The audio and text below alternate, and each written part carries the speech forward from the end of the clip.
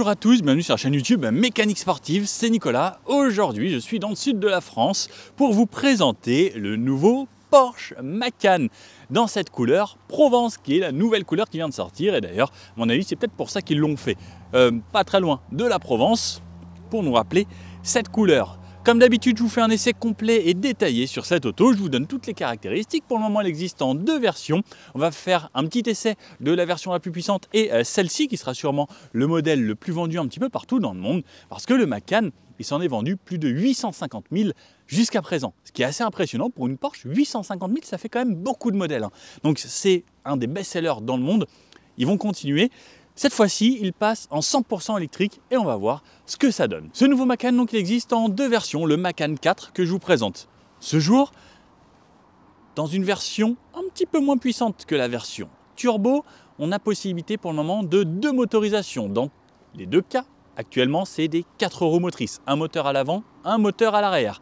Contrairement au Taycan, qui était un modèle produit de base pour être une voiture 100% électrique, le Macan, il reprend le nom d'une voiture thermique et qui cette fois-ci passe en électrique. Donc on change quand même tout à l'intérieur, tout au niveau du châssis, etc. Mais ça devient une voiture électrique. Il y aura d'autres versions à l'avenir. Pour le moment, ils ne veulent pas nous en dire plus, mais je pense qu'il y aura sûrement une version un petit peu plus énervée et une version peut-être juste propulsion, ce qui pourrait être assez intéressant. La version 4, elle fait de base 387 chevaux et 650 Nm de couple. Avec la fonction Boost, lorsqu'on met un launch control, on passe à 408 chevaux, ce qui est déjà assez correct. On ne va pas se le cacher. Un 0 à 100 qui est annoncé en 5 secondes 2, ce qui est plutôt bien. 5 secondes 2, c'est une voiture puissante. Autonomie annoncé pour 591 km sur un mixte. Ça peut aller un petit peu plus loin si on fait que l'usage urbain. On verra un petit peu les consommations sur notre trajet du jour également. Ensuite, la deuxième version, c'est la version turbo qui pour le moment est la version la plus puissante, 584 chevaux sans le boost, et lorsqu'on passe avec le boost, on passe à 639 chevaux et surtout 1130 Nm de couple. 1130 Nm de couple, ça commence à devenir assez déraisonnable. Et la version turbo, elle a à peu près la même autonomie, à pas grand chose près, à une vingtaine de kilomètres près. La différence, ce sera la taille des pneus qui va faire en sorte que ça consomme un petit peu plus et l'aérodynamique qui changera également. Au niveau de la batterie, on est sur une batterie de 100 kWh, 95 en net, ce qui annonce en ville jusqu'à 784 km. Alors je pense pas qu'on y arrivera, parce que mon essai en ville tout à l'heure dans Antibes, ça consommait plutôt pas mal. On était aux alentours des 28 au 100. Après, ça monte un petit peu, etc. À voir sur une utilisation prolongée. Et j'aimerais bien la reprendre un petit peu plus tard, ou même la version turbo, voir ce que ça donne niveau consommation lorsqu'on n'est pas à un endroit avec beaucoup de relief. Donc, comme on parle batterie et consommation, on va parler également recharge.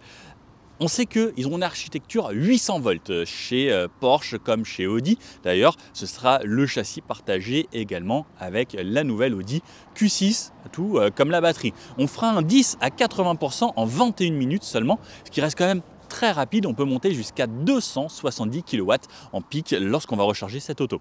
Lorsqu'on va passer sur un chargeur 400 volts, la batterie va se dédoubler et faire deux packs de batterie 400 volts pour pouvoir recharger efficacement jusqu'à 135 kW. C'est assez intéressant la manière dont ça a été pensé pour pouvoir recharger cette voiture tout de même le plus rapidement possible. Alors effectivement, avant c'était 18 minutes il me semble, parce qu'on avait une batterie un petit peu plus petite. Bon, de ce côté-là, la version plateforme, de ce côté-là, la version à peu près comme on avait. Bon, je vais vous montrer des choses parce qu'il y a des choses assez intéressantes de ce côté-là. On peut voir là deux amortisseurs différents. La suspension pilotée à air, donc avec la version qui se lève et qui redescend selon les modes, et la version ici métallique avec double valve. Donc on peut voir ici les deux valves qui ont évolué également sur cette suspension. Il peut avoir également en piloté, donc avoir des comportements différents grâce à ça, puisqu'il y a quand même une connectique qui est reliée à ça normalement. Et celui-ci est différent puisqu'on peut monter, descendre et jouer sur la dureté. On retrouve toujours une batterie 12 volts toujours à l'avant qui sert à démarrer la voiture, ouvrir les portes, etc.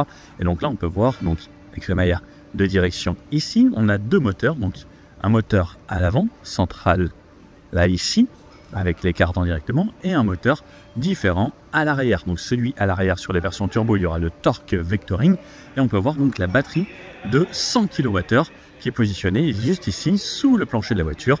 Donc bien sûr, avec le centre de gravité très bas. Et on peut le voir, donc on est assis à cet endroit-là. Vous voyez la différence. Et je trouve ces jantes d'ailleurs très jolies avec ces gros freins ici. Et voilà à quoi ça ressemble une voiture en dessous. Et ensuite, tout est posé par-dessus. Et on peut voir là qu'on a la suspension également différente à l'arrière de celui à ressort de base. Qu'est-ce que vous en pensez? Vous aimez bien voir ce genre de choses? Et d'ailleurs, on peut voir les prises de charge. Donc de ce côté-là, on peut voir qu'il y a les 3 fils parce qu'on a la connectique combo. Et de l'autre côté, on aura juste la connectique simple en 11 kWh. Ah, et d'ailleurs ici, c'est celle d'un autre pays puisque c'est vendu un petit peu dans tous les pays. Avec des jantes également différentes, encore plus pleines de ce côté-là. Au niveau du tarif, ça peut être aussi intéressant. La version Macan 4, celle-ci sans option, commence à partir de 86 439 €. La version turbo, qui sera elle plus puissante, commence à partir de 118 910 € pour la France. Au niveau du gabarit, c'est une voiture qui fait 4,78 m de long, 1,94 m de large, donc bien posée sur ses appuis, et 1,62 m de haut. Au niveau du poids, on est à 2405 kg. Alors, grosse batterie dit forcément poids supplémentaire. Donc on a quand même un gros jouet devant nous. L'aérodynamique a été retravaillée, on passe cette fois-ci à un CX de 0,25 et on verra que même sur l'autoroute, etc., c'est assez plaisant à conduire. Un empattement qui était rallongé de 8,6 cm comparé à l'ancien Macan pour avoir plus d'habitabilité à l'intérieur. Au niveau des couleurs, on retrouvera 13 couleurs de base, dont cette couleur Provence, qui vient d'être ajoutée au catalogue, qui sera disponible également sur le Taycan, il me semble, et 59 couleurs disponibles en plus personnalisé. Après, on a le Paint to Sample chez Porsche qui peut être encore un petit peu plus poussé. On aura le choix entre 8 paires de jantes et 8 intérieurs différents. Vous allez voir, là on a un intérieur assez sympa avec une sorte de couleur aubergine assez foncée, tout comme ce Provence. Alors, ce Provence a un look très différent lorsqu'il est en intérieur en studio ou en extérieur comme ça. On retrouvera les 4 roues directrices, donc ça reste un vrai plus, jusqu'à 5 degrés à l'arrière, ce qui permet d'avoir un diamètre de braquage en 11,1 m, ce qui est assez bien pour un SUV. C'est rare que ça tourne autant. Après, d'un autre côté, j'ai essayé le Hummer électrique, là, qui lui faisait 4 tonnes et braquait aussi bien parce que lui, ses roues arrière allaient jusqu'à 10 degrés, un petit peu comme la Mercedes classe S. Et il y a très peu de marques qui font jusqu'à 10 degrés, mais 5, c'est déjà largement suffisant et en ville, on va voir que ça se faufile vraiment facilement. Au niveau de la garde au sol, lorsqu'on passe en mode sport, la voiture se rabaisse, on sera à 170 mm de haut et on peut monter jusqu'à 22 cm 4 à peu près lorsqu'on va passer en mode off-road, ce qui permet quand même de faire une assez grosse différence, surtout pour la lame lorsqu'on va vouloir passer partout et surtout quand on est descendu jusqu'ici pour faire la présentation. On a parlé du poids, on a parlé des 4 roues directrices, etc. Mais cette voiture, elle peut également remorquer jusqu'à 2000 kg. D'ailleurs, je n'ai jamais essayé de remorquer avec une voiture électrique. J'aimerais bien savoir ce que ça donne niveau consommation. D'ailleurs, si vous l'avez fait, n'hésitez pas à mettre dans les commentaires à peu près le poids que vous avez remorqué et combien ça impute au niveau justement de l'autonomie. Autre petite caractéristique technique, on peut passer une hauteur de guet, donc ça veut dire dans l'eau jusqu'à 30 cm, donc à peu près jusqu'à là, l'écrou central à peu près. L'avantage, c'est qu'une voiture électrique, il n'y a pas de filtre à air, il n'y a pas d'eau qui rentre dans le moteur, ça reste quand même beaucoup plus sympa. Et 30 cm, dans tous les cas, les batteries sont submergées, donc ça craint pas grand-chose, c'est bien étanche normalement. Après, il ne faut pas emmener jusqu'à là, même si on voit sur Internet des gens qui le font. Alors, ancien propriétaire de Macan, vous pouvez voir qu'il a quand même radicalement évolué. Alors, on a un nez qui est beaucoup plus plongeant. Ici, on retrouve donc la nouvelle signature lumineuse de chez Porsche avec 4 lignes en LED. Par contre, elle est différente selon la version turbo, selon la version 4 ici. On peut avoir des décors ici à l'intérieur qui seront différents. Et pareil, des inserts intérieurs qui seront également plus ou moins stylés. Là, on est sur une version un petit peu plus basique. Donc, on a juste les parties plastiques avec les LED qui apparaissent. Et le bloc optique maintenant descend plus bas. Donc, pour les phares, ils seront en dessous, directement intégré donc dans cette partie pare-choc avant, donc on peut le voir ici, avec bien sûr des feux matriciels en option. Chez Porsche, c'est les rois des options, vous pouvez choisir ce que vous voulez et ça reste un vrai avantage pour les gens qui veulent équiper ou certains ils disent non, je veux juste avoir la voiture pour le châssis, le moteur et pas forcément que des équipements de pointe ou de technologie. D'un côté, c'est bien et moins bien. Il y a des marques qui se disent on met tout de série, il y a d'autres marques qui disent on met rien de série, vous choisissez ce que vous voulez. Après, ça c'est pareil, c'est à vous de choisir ce que vous préférez. préférez. Et donc ensuite, on a des rideaux d'air ici pour jouer sur l'aérodynamisme, des parties avec les capteurs pour le parking. Et si vous prenez une version turbo, la version turbo aura donc cette partie différente. Ici, ce sera pareil. Donc on aura un prolongement du pare-choc ici qui vient s'étendre et des rideaux d'air qui seront mis plus sur le côté avec des baguettes qui remontent. Et une lame qui sera également différente et qui sera peinte. Donc là, on retrouve des plastiques bruts sur tout le bas. Donc là, plastique brut, donc ce n'est pas peint, tout comme le tour sur les arches de roue, je vous remontre après. Pareil pour les entourages ici des phares, c'est du plastique brut, donc pas de peinture dessus. À 80 000 €, bah, j'avoue, j'aurais bien aimé quand même quelque chose d'un petit peu plus poussé. Mais d'un autre côté, si vous voulez celui-là pour le côté un petit peu plus baroudeur, pourquoi pas, le plastique, ça amène ce côté plus SUV.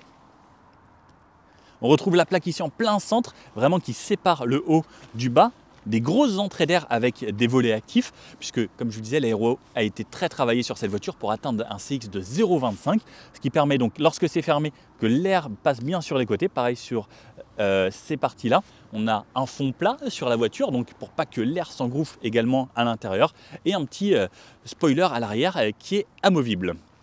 Petite chose que j'aime beaucoup sur cette voiture, c'est ça. Donc on a le capot avant. Donc chez Porsche, on sait qu'on a souvent les moteurs à l'arrière, mais là, lorsque je passe ma main devant, ça m'ouvre le capot automatiquement. Alors j'ai trouvé ça vraiment très cool. Il faut avoir la clé dans la poche, je caresse le logo, ou même sans toucher, je passe juste la main devant et ça m'ouvre ce coffre. Ce coffre fait 84 litres, donc au final c'est un avantage. Comme c'est une voiture électrique, on va pouvoir ranger ses câbles ici ou des petites courses rapides. On a toujours le triangle de signalisation, le petit kit ici anti-crevaison. Donc ce qui est bien, c'est qu'ils ont mis des scratchs partout, donc ça ne bouge pas à l'intérieur.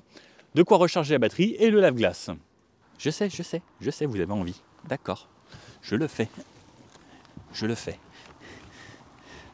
Bon, vous pouvez voir que le Nico ne rentre pas dans 84 litres.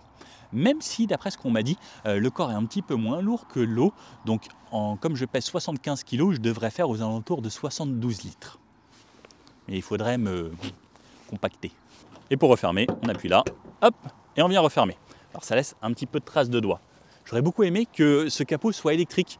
Donc quand on fasse ça et qu'il y ait un petit bouton pour le refermer, ça aurait été parfait. Sur le côté de cette voiture, on reconnaît bien sûr le profil du Macan, ce SUV, version coupée de cette façon. Une prise de ce côté-là. Donc sur la partie gauche, on a la prise standard plus la prise combo. De l'autre côté, on aura juste la prise standard. Donc on peut recharger de chaque côté. Ça, c'est une bonne chose. C'était également apparu sur le Taycan. On l'avait à l'avant. Et j'aimais bien le petit truc qu'il fallait caresser. Cette fois-ci, ça change. Alors, je ne sais plus s'il faut caresser. Alors, j'ai pas compris encore comment ça fonctionnait. Et voilà, on appuie un petit peu. C'est quand même une trappe électrique. Et pour la refermer, alors, je n'ai pas trouvé l'option. Peut-être que vous le saurez vous. Lorsque je referme à la clé comme ça, ça me referme ma trappe. C'est la seule façon que j'ai trouvé de refermer pour le moment. On a des poignées type frigo sur le côté, un entourage chromé qu'on retrouve sur les voitures de luxe, ça se fait encore les entourages chromés. Une partie assez lisse avec ce qu'ils ont appelé les side blades. Donc pareil, là on le retrouve sur cette version en plastique brut, mais assez travaillé avec des sortes de petits triangles qui contrastent un petit peu et surtout qui amènent des motifs. Et ensuite donc toute la partie bas de caisse ici, tout comme les arches de roue à cet endroit-là, donc des plastiques standards. Le petit mot électrique qui est noté de ce côté-là, donc ça c'est pas obligatoire. Bon, c'est plutôt sympa. Au niveau des jantes, on est équipé aujourd'hui en 21 pouces, ce qui est déjà des grandes jantes. Ça ressort bien avec ce style. On commence à partir du 18 pouces, on peut aller jusqu'à du 22 pouces. Et comme vous pouvez le voir, là il y a des belles configurations de jantes. Je trouve ça vraiment joli. Et donc on a le choix pour le moment de 8 jantes. Et je vous avoue que celles-ci qui sont sur ce verre sont magnifiques. Petit truc à noter également, c'est que sur les portes, il n'y a pas d'entourage et surtout on a des vitres feuilletées avec un double vitrage, donc que ce soit pour cette partie avant comme cette partie arrière, et ça donne le côté un petit peu plus sportif à cette voiture.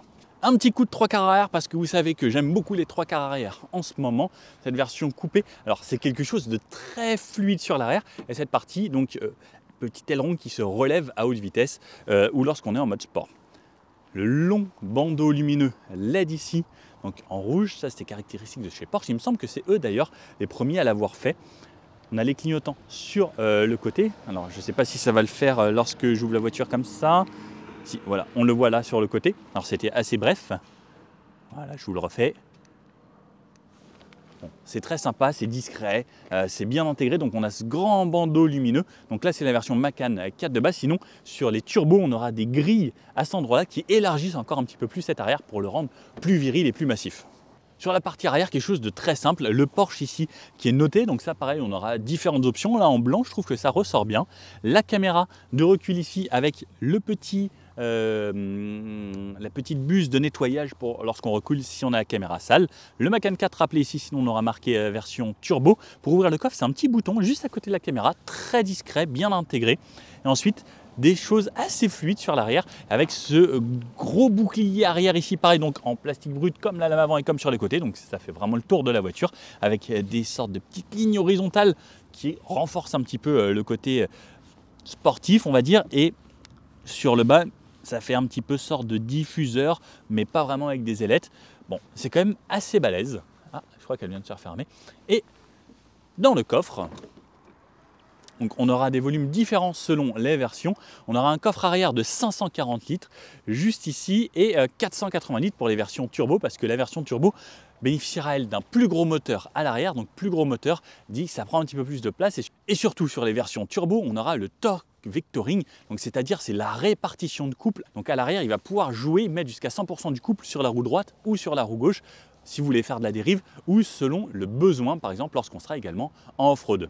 Lorsque je soulève ici, comme on a un Sonobose, eh bien on n'a pas d'emplacement de rangement vraiment en dessous. On a le petit truc pour les écrous et l'anneau. Et donc dans cette version, bon, 540 litres, ça passe absolument sans problème. Et lorsqu'on rabat le tout, on passe à 1348 litres, ce qui laisse pas mal de place. On a bien sûr les petites tirettes de ce côté-là pour rabattre la banquette qui se rabat en 40-20-40. On a des petits filets sur les côtés ici. Bon, c'est plutôt pas mal. Une plage en dur et c'est tout pour l'arrière. Voyons voir ce que ça donne au niveau des places arrière. Bon, ça reste une voiture premium, donc on a des belles finitions en cuir partout sur les portes. Et surtout, dès que je rentre et que j'ouvre cette porte au soleil, on voit ce cuir un petit peu aubergine foncé comme ça, qui amène un style vraiment canon. Et même au niveau des plastiques sur les haut-parleurs, ouais, ça a l'air d'être de la même couleur, hein. C'est bien fini, sauf sur celui du bas. Donc on a Sono Bose aujourd'hui, on a Sono Burmester qui peut aller jusqu'à 1400 watts, qui est assez incroyable. Déjà, Sono Bose est de très bonne facture.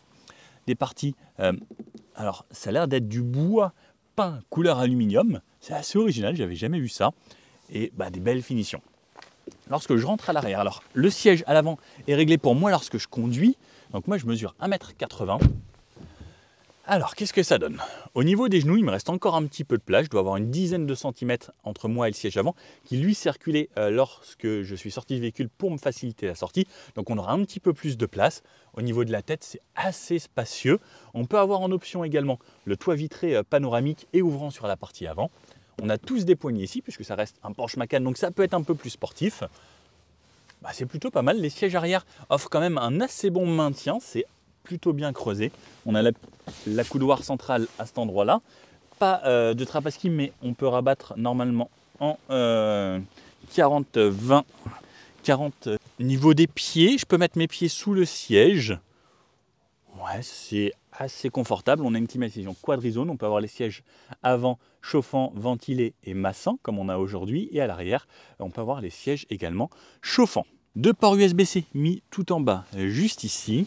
Et voyons voir ce que ça donne la place du milieu. Donc on a la ceinture là, on a les appuis-têtes avec le logo Porsche ici, ça c'est une petite option. Ce qu'il faut savoir, c'est que tout est en option si vous voulez. Vous pouvez tout avoir. La place du milieu. Alors, bonne surprise déjà, c'est qu'elle est assez moelleuse. Alors, il ne faut pas avoir un popotin trop large ici. Par contre, le dossier, lui, extrêmement ferme, comme ça reste un accoudoir plutôt. Donc là, je serai avec Laurent tout à l'heure qui lui est plus grand. Donc à ce moment-là, effectivement, j'ai un petit peu moins d'espace de ce côté-là. Au niveau des pieds, j'ai de quoi les resserrer contre le tunnel central. J'aurais peut-être bien aimé qu'on ait un tunnel central, enfin, qu'il n'y ait pas de tunnel central, qu'on ait une voiture vraiment à plat, comme c'est une voiture électrique, ça aurait pu être un petit plus. Mais au final, j'ai de la place pour les pieds entre moi et devant les rails. Au niveau de la tête, ça va, il me reste encore pas mal d'espace. Bon, allons voir à l'avant ce que ça donne. Par contre, effectivement, là, quand c'est quelqu'un de grand devant et grand derrière, il reste un peu moins de place, mais ça va. C'est pas désagréable. Allez, je vais aller vous présenter l'intérieur, mais je vous refais un petit tour comme ça parce que je sais qu'on aime bien en ce moment. Et c'est vrai que ça vous le fait voir différemment, surtout avec un point de vue dynamique. On a un bel endroit ici, avec un monsieur qui pêche, qui est venu nous parler pas mal tout à l'heure. Il avait un avis très tranché sur les véhicules électriques. Bon, voilà à quoi ressemble hein, cette couleur Provence. Elle change vraiment beaucoup selon les luminosités et les reflets. D'ailleurs, j'aimerais bien avoir votre avis sur cette nouvelle couleur. Allez. Ensuite, donc Poignetti Frigo, comme je vous disais ici, on ouvre, on arrive sur cet intérieur, donc là que vous pouvez voir au niveau de la couleur qui est assez originale. On n'en voit pas tant que ça. Je crois que j'avais vu une fois un peu le même style sur une turbo, c'était magnifique. Donc ce bois, comme je vous disais, avec cette couleur façon alu, mais on peut voir au niveau de la texture qu'on reste en bois. Ensuite, cette partie, la poignée pour ouvrir, de quoi mémoriser ces positions de siège, déverrouiller le véhicule. Ici, on va avoir une partie un petit peu plus creusée, une partie LED sur le haut, une partie LED ici à l'intérieur, lorsqu'on sera de nuit. Donc là, pareil, comme je disais, même les parties plastiques qui sont pile poil la même couleur que ce cuir, avec les surpiqûres qui vont bien. Les parties pour les rétroviseurs et les fenêtres. Ouvrir le coffre soit avant, soit arrière. Par contre, l'arrière, on peut le refermer, c'est pour ça qu'il y a des flèches dans les deux sens, alors que l'avant, on peut juste l'ouvrir. Les parties ici, pareil, donc de quoi mettre des bouteilles, la sono Bose, assez spacieux, et surtout cette finition cuir hein, qui vient jusqu'en bas. On a le Macan 4 rappelé ici sur le seuil de porte. Ensuite, les sièges qui sont pareils de la même couleur, et j'avoue que le contraste va bien entre ces sièges-là et la carrosserie extérieure. Au niveau du pédalier, un pédalier de base, gros repose-pied sur le côté. Ici, de quoi régler les feux. Le volant qui est réglable en hauteur et en profondeur grâce à cette petite partie, ici ce petit joystick, en électrique. Les sièges multiposition, confort et massant, avec le Porsche également sur la partie appuie-tête, avec les surpiqûres, donc cette fois-ci des sièges tout unis. Même les plastiques ici hein, sont de la même couleur. Franchement, le siège est entièrement de cette couleur. Allez, je viens m'installer à l'intérieur. Alors ce qui est bien avec cette voiture, c'est que lorsqu'on s'installe directement, elle se démarre sans que j'ai besoin d'appuyer sur le bouton. Je mets mon pied sur le frein et on découvre cet intérieur. Alors je vais me reculer au maximum pour vous donner le meilleur point de vue. On retrouve le volant Porsche comme on connaît depuis les nouvelles voitures, avec cette petite partie flottante que je trouve vraiment très très cool. Moi j'avais découvert ça sur la GT3 RS de notre ami Thierry.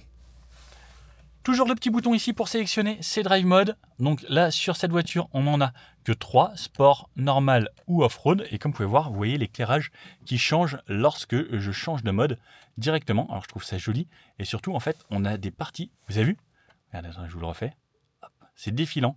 Je trouve ça hyper cool. Et pareil sur les côtés. Et lorsque on va être, par exemple, dans les bouchons, en fait, on va voir les parties défilantes comme ça, lorsqu'on a des angles morts avec les parties en orange. Et pareil, là, donc, vous pouvez voir de ce côté, donc de l'éclairage LED là, sur le haut, la partie qui traverse ici, et également de l'autre côté. On peut le voir assez bien ici, parce que je ne vais pas pouvoir vous faire un essai de nuit, malheureusement. Le logo Porsche ici en plein centre, le volant en cuir, bien rond.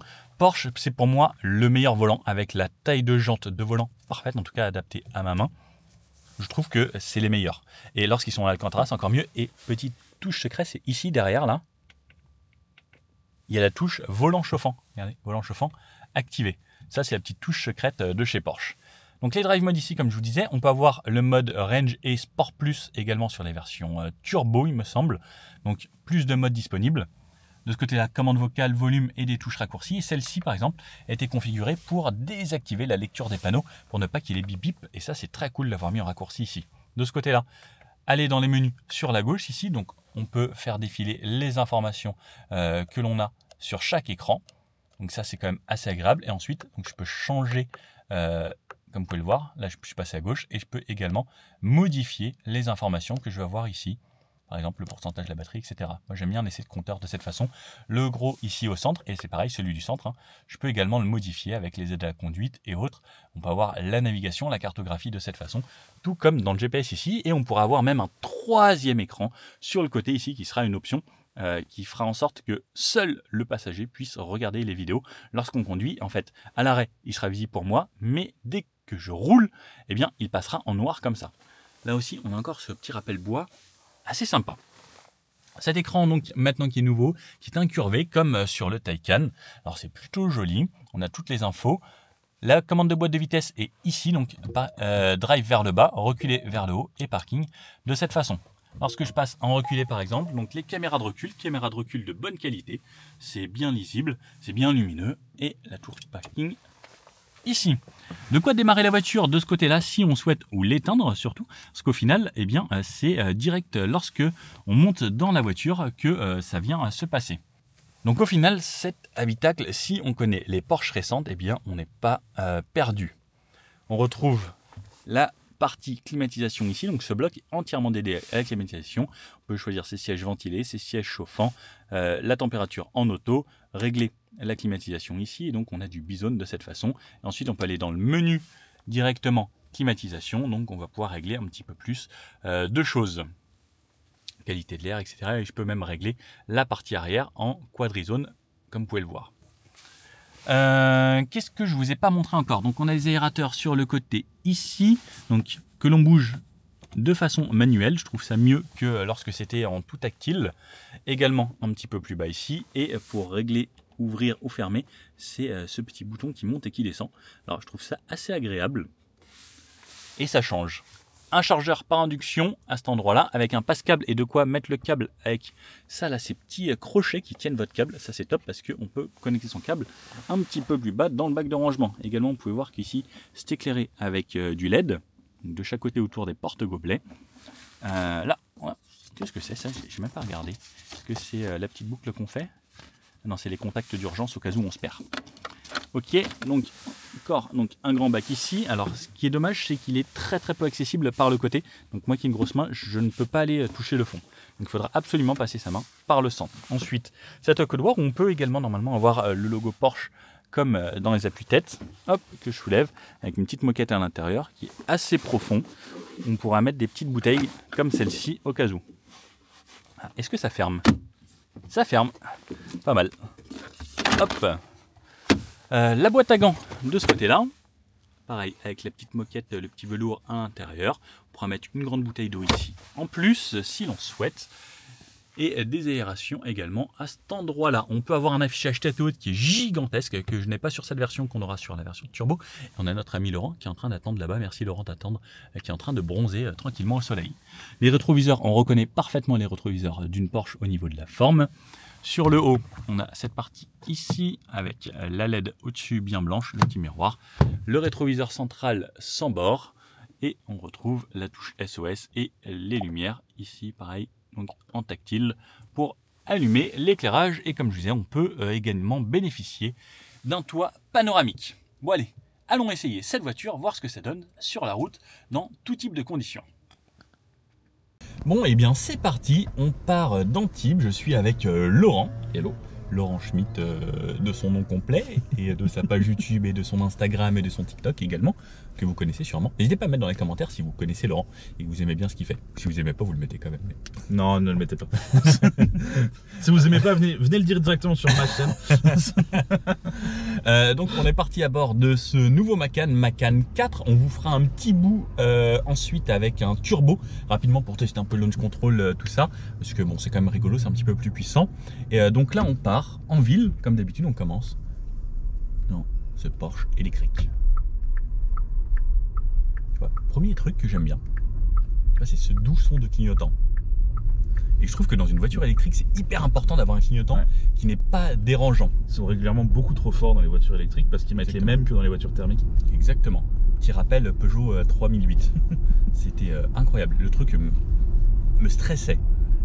Et donc là, on voit qu'il est raffiné, tu vois, il est doux, Tu l'entends, il te met au courant, c'est suffisant. C'est ça, voilà, je suis là, t'inquiète, voilà, je m'occupe de tout, je clignote. Bon, côté toujours ultra agréable, c'est l'électrique, il n'y a pas de passage de rapport. Si on a besoin d'accélérer, ça accélère suffisamment. C'est beaucoup plus instantané qu'une version thermique, même si vous aviez l'ancien Macan turbo. Il n'y a rien qui est aussi réactif que l'électrique, même si celui-ci c'est le moins puissant. Et même sûrement s'il y en aura un, peut-être, ils ne veulent pas nous dire chez Porsche, une version propulsion de base, ce sera dans tous les cas plus réactif à chaque fois en électrique. Après, je sais pas, toi Laurent, qu'est-ce que tu en penses de l'électrique? Moi j'aime beaucoup l'électrique. Surtout sur un véhicule comme ça qui est destiné à être utilisé au quotidien. C'est pas, on n'est pas là pour se balader le week-end dans Macan. Je pense que c'est un véhicule de tous les jours et ça fait vraiment du sens de prendre de l'électrique pour ce genre d'usage. Ouais, je suis tout à fait d'accord avec toi. La voiture parfaite, pour moi, c'est une voiture, si on a de l'argent, hein, de luxe en élec, parce que justement ce côté électrique amène ce confort supplémentaire. Moi je rêve d'essayer un truc, c'est la Rolls-Royce Spectre. Oh oui. Je pense que ça doit être incroyable, le luxe poussé vraiment au maximum et dans un silence incroyable. Désolé madame, je vous avais point vu. Mais ça là, pour le quotidien, je trouve qu'il n'y a rien de mieux. Déjà que la boîte automatique, ça a amené un confort au quotidien pour beaucoup de monde, parce qu'en France, on n'était pas très boîte automatique. Ça arrive de plus en plus, et beaucoup de marques maintenant disent que c'est fini les boîtes manuelles. Alors ça c'est pareil, il y a des gens qui sont fans de la boîte manuelle. Pour des voitures plaisir, je suis d'accord avec vous. Pour des voitures du quotidien, je suis absolument pas d'accord. Ah si c'est pour aller dans les bouchons en boîte manuelle, c'est affreux. Carrément. Et petit truc, là, il y a un rond-point qui est limite assez grand. Et si je tourne à fond, eh bien, je rentre vraiment sur le rond-point grâce aux 4 roues directrices. Ce qui est assez incroyable, c'est qu'on passe de 12 mètres 1 à 11 mètres 1. Ça change radicalement la voiture. Et surtout, 11 mètres, c'est à peu près le diamètre de braquage d'une Clio. C'est quand même beaucoup mieux. Bon, pour la ville, quoi vous dire à part que ça reste quand même l'idéal dans le confort et dans le silence. Et à l'arrêt, est-ce que j'ai le hold? J'ai le hold. Ça j'adore. Au niveau des suspensions, comme je disais, il y aura 2 suspensions et donc, même là sur les dodanes,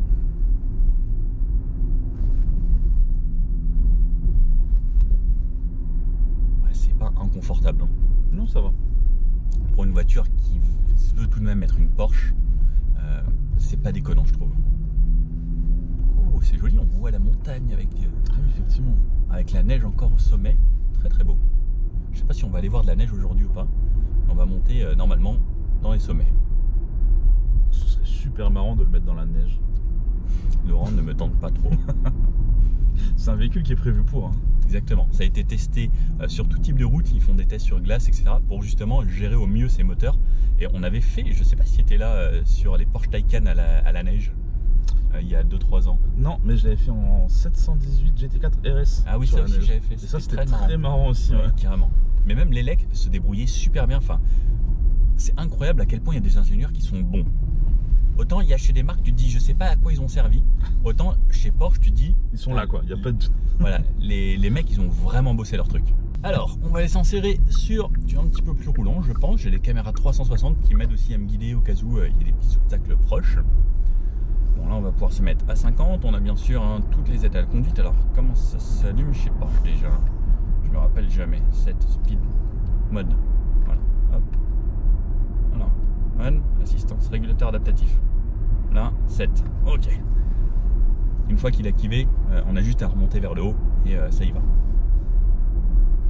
Là je suis à 50. Alors, ça a l'air d'être marqué 50 ici. Ah non, ici on sort, donc ça doit être 70.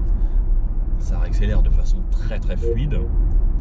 Ah, mais lui il a toujours le panneau 50. Ce qui est bien, c'est qu'ils ont mis un raccourci ici qui me permet d'arrêter la lecture des panneaux. Ça c'est très très bien. Merci Porsche de pouvoir mettre ce raccourci de façon si facile. Et donc à 70. Alors je vais mettre à 70. Hop. Mon régulateur adaptatif. Vous savez que moi j'adore ça. Donc on a une voiture qui est quand même d'énormes pneus. On a très très légèrement des bruits de roulement qui remontent, mais c'est quand même bien contenu. Lorsque les gens nous doublent, on a du double vitrage sur les vitres, donc c'est quand même très discret. Oui. C'est la Nationale 7. Ah oui. Ah, ça remonte jusqu'à Paris. On pourrait rentrer jusqu'à chez moi. Bah allez, let's go, on y va. Allez, c'est parti. Mais je crois qu'il y a beaucoup de kilomètres. C'est très agréable. La suspension, même sur les bosses et autres, fait bien son job. Là, sur un goudron neuf, j'adore les nouveaux goudrons comme ça, là, qui sont anti-bruit, etc. Lisse, super agréable. Le jour où ça, il y aura ça partout, ce serait incroyable. Et là, j'avoue que c'est hyper discret. Là, elle a le nombre de pneus spécifique, celle-ci aussi, je sais pas si tu as vu. Non, j'ai pas fait gaffe. C'est du Pilot Sport EV. Ok. Donc vraiment spécifique à la voiture électrique, histoire de limiter un maximum les bruits de roulement. Ok, et consommer un petit peu moins aussi, enfin, ça reste toujours une accroche, mais développer. C'est vrai que ça c'est assez intéressant aussi sur ce genre de voiture. Ah, franchement, c'est agréable.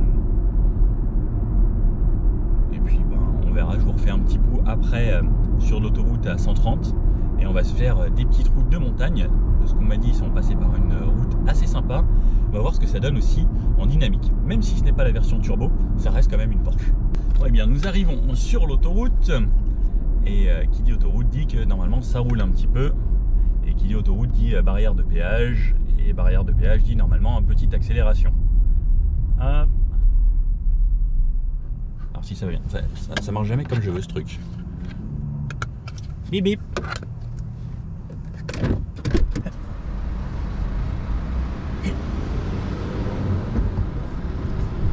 Allez. C'est bon, ça bip. Allez, c'est parti. Wow, ça marche toujours assez efficacement. 70, 80, 90 et 100. C'est assez efficace, c'est assez rapide. Donc on n'a pas la version la plus puissante. Mais comme vous pouvez le voir, c'est largement suffisant. De quoi s'insérer efficacement. Même pour les relances. Sur par exemple, là je suis à 90, je vais me faire un 110. 110. C'est suffisant, je pense. Pour la petite version, c'est très correct. Carrément. Alors, ça va pas vous bousculer. Un petit peu quand même, hein, mais je pense que pour le quotidien, ce sera la version largement suffisante. La version turbo, ou si un jour ils sortent une Turbo S ou ce genre de choses, c'est vraiment, si vous aimez vraiment aller très très vite, plus vite que tout le monde, donc faire des grosses accélérations ou vous amuser avec les copains. Sinon, je pense que celle-ci est largement suffisante pour le quotidien. Et après, régulateur, puis on se laisse conduire. Hein. Exactement. 23 km d'autoroute. C'est là aussi où les aides à la conduite sont quand même un vrai plus. Après d'ailleurs, je suis curieux, sur une Porsche, est-ce que vous trouvez ça intéressant qu'il y ait des aides à la conduite? Est-ce que vous êtes plutôt à vous dire non, non, moi je veux un truc, c'est moi qui pilote, c'est moi qui conduis tout le temps? Un petit peu comme la boîte manuelle. Est-ce que vous êtes genre full manuel, c'est je ne touche à rien? Ou vous êtes plutôt non, non, l'électrique c'est très bien, c'est agréable, je me laisse conduire, la voiture fait tout et plus vite ça fait tout, mieux c'est. Mais que d'un côté on puisse tout désactiver et pouvoir s'amuser. Parce que c'est ce qu'on va faire juste après. Après avoir fait pas mal de à 110, on arrive comme d'habitude sur cette petite route ici, la 8. On devait sortir là, mais bon, on fait un petit bout de chemin supplémentaire.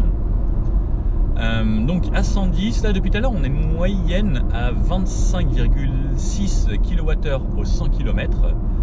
On a fait 32 km, on a réinitialisé un petit peu avant de se remettre là sur du 110. Alors ici ça monte, ça descend un petit peu. Je vous donnerai un bilan plus sur la fin, sur une utilisation totale plus concrète. Donc je me remets à 110 pour faire un petit bout, mais à 110 on était quand même assez bluffé de l'insonorisation et à quel point les bruits du vent étaient assez contenus.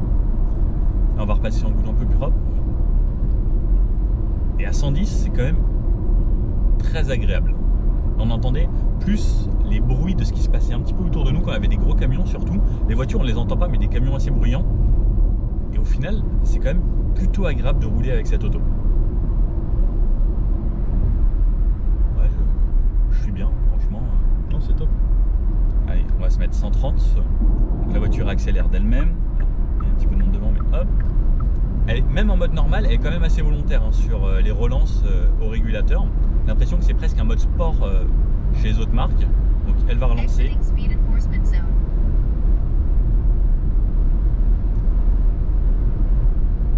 Alors, les bruits de vent restent quand même relativement discrets. Hein. En fait c'est terrible parce qu'on n'a pas du tout l'impression d'être à 130. Ouais. C'est assez bluffant. Et justement c'est un CX de 0,25 qui fait que justement l'air file bien sur les côtés et en plus le fait de l'avoir bien travaillé, bah, ça joue quand même énormément. Et en fait le seul truc qu'on entend c'est j'entends plus le camion que ma voiture. Ouais.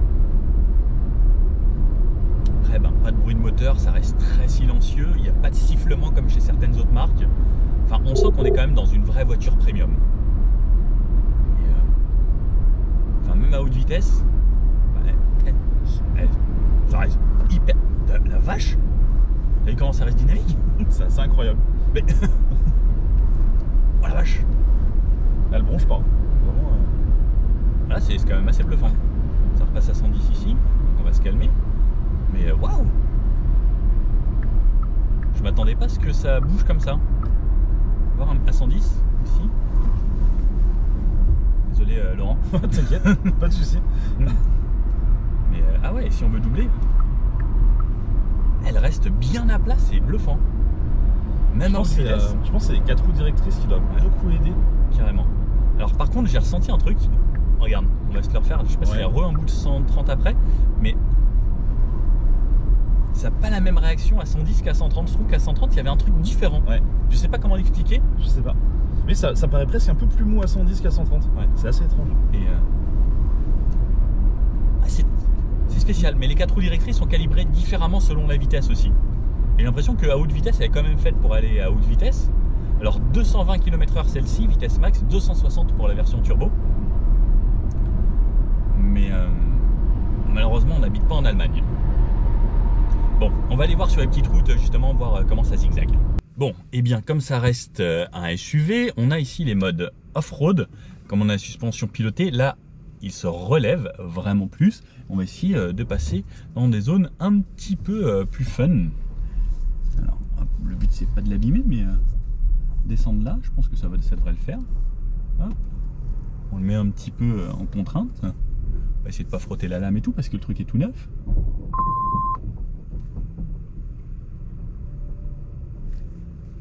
Mais ça a l'air de passer assez facilement. On a les caméras 360. Hop, ça descend. Hop, on va y aller gentiment. La suspension reste assez agréable. On a le hill descent également si on souhaite. Et, alors le but c'est pas de le faire du vrai tout-terrain, mais l'avantage également en électrique, c'est que ça peut remonter assez facilement puisqu'on a du couple instantané tout le temps, et ça c'est le vrai plus. Là on va aller se mettre à côté de l'eau, faire un beau petit plan, ça devrait être assez mignon. Alors on va passer en mode sport, qui nous active un petit son, effectivement, et on va voir ce que ça donne. On est sur une petite route où il n'y a vraiment personne, très sinueuse, donc on a testé de façon sympa, donc on va voir ce que ça donne en un petit peu plus dynamique, également en version sportive. Donc on a un ressenti dans le volant qui est assez agréable. Sur le point milieu, c'est assez doux, et ensuite dès qu'on commence à prendre un petit peu plus d'angle, eh bien on ressent que la direction s'est bien raffermie. Et si je repasse en mode normal, on retrouve un poil de légèreté, mais toujours un ressenti vraiment spécifique à Porsche, qui est assez agréable. Donc là je suis repassé en mode normal, la voiture reste extrêmement bien à plat, elle ne s'appuie pas trop, et lorsque je passe en sport, donc, je sais pas si tu le sens, mais on sent qu'elle est tout de suite plus vive. Tout à fait, ouais. Et comme la suspension c'est un poil raffermi, justement ça donne une réactivité, quelque chose de plus direct, et c'est assez sympathique. Et le petit son amène un petit quelque chose, je trouve. Donc là j'y vais encore à la cool. On va se refaire juste après une petite remontée de façon plus dynamique, mais déjà juste à bon rythme, je trouve ça assez agréable. Le côté sport avec ce petit bruit qui est rajouté, ça amène quelque chose. Ça donne en fait surtout un peu de sensation, parce qu'en électrique, lorsqu'il n'y a pas de bruit, on ne sait pas du tout où on en est niveau vitesse ou autre. Et c'est peut-être le petit truc que je peux reprocher aux voitures électriques, c'est souvent, en fait, on va vite, mais on s'en rend pas du tout compte puisqu'on n'a plus aucun repère et on est souvent assez perdu. Et là, ça permet de se faire une idée. Et même à la décélération, on a une sorte de petit bruit pour la récupération qui est assez sympathique. Allez, t'es prêt Laurent? Allez, let's go. Ça pousse quand même pas mal. On prend de bonne vitesse, allez, gros freinage. Ça reste Porsche quand même. Ouais. Tu sens, il y a une bonne attaque au niveau de la pédale. Les 4 roues directrices, ça tire super bien. Ça enroule très légèrement. C'est assez plaisant. Et ça tient bien, les 4 roues directrices la rendent super stable. Ça reste hyper précis. Et franchement, j'aime bien. Et en virage, je la trouve tellement bien équilibrée, elle reste super bien à plat. Les freinages sont précis. C'est pas ultra mordant, mais Après, c'est pas la version la plus sportive, on a les freins traditionnels hein, en acier. Franchement, je suis assez bluffé, je sais pas ce que t'en penses. Ouais, c'est pas mal du tout. Hein. Il y a de quoi se faire plaisir. Non, le comportement a l'air super sain. Ouais. Et comme on dit, en plus, c'est pas la version la plus puissante et elle se débrouille super bien. Même tu vois, sur les longues courbes comme ça, même si ça referme, elle tient super bien la route. C'est vrai qu'on n'a pas le torque vectoring du coup sur celle-ci. Non. Et je pense qu'avec le torque vectoring, justement, ça mènerait un côté un petit peu plus fun de l'arrière. Ouais, complètement. Pour pouvoir jouer un petit peu plus. Mais celle-ci, c'est celle du bon père de famille en utilisation quotidienne. C'est ça. Qui va quand même très bien. Et je pense qu'il nous manque juste un petit essai. C'est le launch control. C'est mon activité favorite. On va juste se trouver un petit bout de route où c'est à peu près à plat. On va tester. Bon, petite route où il n'y a absolument personne, puis à fond sur le frein. On a quand même le launch control, même sur la version bon papa. Ça marche un peu. Sans. Bah tu vois, d'habitude, je sais pas, je suis un petit peu plus impressionné par le launch control. C'est la petite. Ouais. Et il va falloir se refaire un petit bout avec le turbo pour voir ce que ça donne. Bon, voilà. On a fini avec celle-ci. On passe un petit bout de turbo qu'on va aller récupérer assez loin d'ici. Et on va voir ce que ça donne. Bon bah j'ai retrouvé Laurent, hello, qui est encore là dans ce Macan turbo. Il fait un petit peu mouillé dehors. Un petit peu, ouais, c'est humide. Voilà. Qu'est-ce qui change concrètement à part les options, celui-ci est un petit peu plus doté, un peu plus de puissance.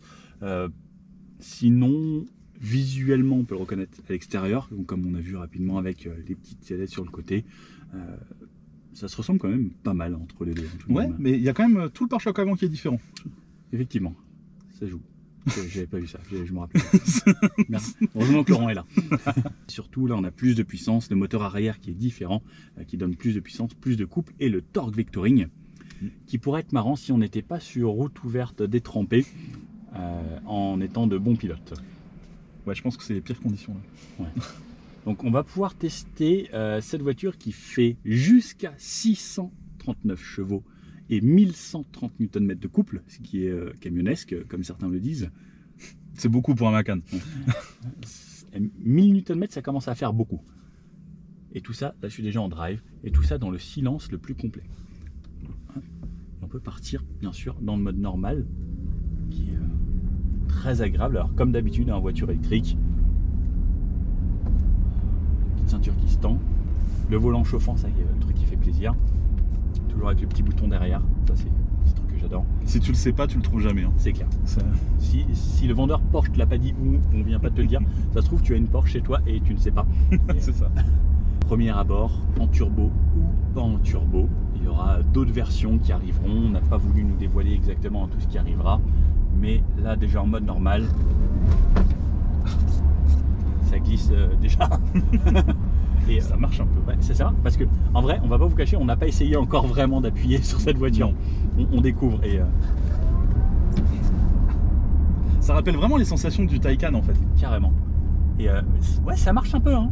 Ouais. Ce qui est un petit peu effrayant, c'est que c'est très gras. Et alors, on se met bien au milieu de la route. Et... J'ai quand même. Hein. Cela dit, ça glisse pas du tout. Ouais. Il gère bien la motricité. Ouais, il te donne, à mon avis, juste ce qu'il faut. Et à mon avis, il te donne pas les 639. Là, non. Parce qu'on a un mode normal. Ensuite, on a le mode sport et le mode sport plus. Est-ce qu'il nous fait le bruit? Ah, le petit bruit. Je sais pas si on l'a sur l'extérieur également, comme sur le Taycan. Mais alors, en sport plus, aussi un petit peu plus quand même. Un peu plus, ouais. On ressent. Alors là, on n'est pas dans les meilleures conditions pour pouvoir le tester. C'est très très gras, ça zigzague beaucoup, mais en fait on s'en rend pas compte.